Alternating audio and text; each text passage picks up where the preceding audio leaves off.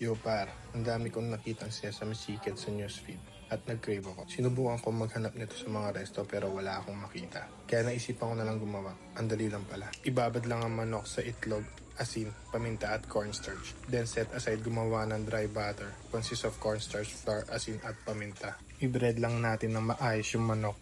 Kayo, paano ba kayo magprito ng manok? Ako kasi, deep fry sa medium high heat. Then prituin ko lang for 12 minutes, lalo na kung chicken poppers. Sa isang pan, mag-isa lang ng bawang, sibuyas at luya. 2 kutsara ng soy sauce. 2 kutsara din ng Good Life oyster sauce. Sobrang sarap pala nito. 1 kutsarang honey. 1 cup of water as in chicken cubes. Mix nyo lang until it's thickened, then toss back the chicken. Mix until the flavor cover all the chickens. Then mag-add ng Good Life sesame oil. Sobrang accessible nito kasi mabibili mo lang to sa mga market. Add some green onions and sesame seed. Kayo, anong cravings nyo? Baka maluto ko.